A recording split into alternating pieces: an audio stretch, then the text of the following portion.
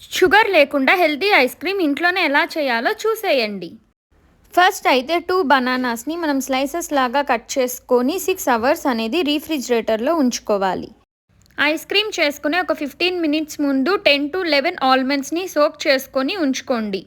ఇప్పుడు మిక్సీ జార్లో మనం ఆల్రెడీ సోక్ చేసుకున్న ఆల్మండ్ని పీల్ చేసుకొని వేసుకోవాలి. దాని తర్వాత స్వీట్నెస్ కోసం ఒక 5 డేట్స్ యాడ్ చేసుకోండి. ఎందుకంటే మనం ఆల్రెడీ బనానాస్ యాడ్ చేసుకుంటాం కాబట్టి ఆ స్వీట్నెస్ సరిపోతుంది.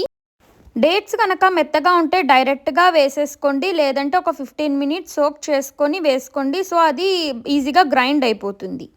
ఇప్పుడు 1.5 కప్ వాటర్ యాడ్ చేసుకొని మెత్తని పేస్ట్ లాగా బాగా గ్రైండ్ చేసుకోండి. చూడండి, ఇప్పుడు మనం 1 స్పూన్ వెనిలా ఎసెన్స్ అనేది యాడ్ చేసాం. దీని తర్వాత 1/2 కప్ కోకో పౌడర్ అనేది యాడ్ చేసుకోవాలి. యాడ్ చేసుకున్న తర్వాత మనం బాగా బ్లెండ్ చేసుకోవాలి. చూడండి, ఈ కన్సిస్టెన్సీ అనేది రావాలి. ఇప్పుడు మనం ఆల్రెడీ రీఫ్రిజిరేట్ చేసిన బనానాస్ని కూడా యాడ్ చేసుకొని బాగా బ్లెండ్ చేసుకోండి. చూడండి, ఈ కన్సిస్టెన్సీ అనేది రావాలి.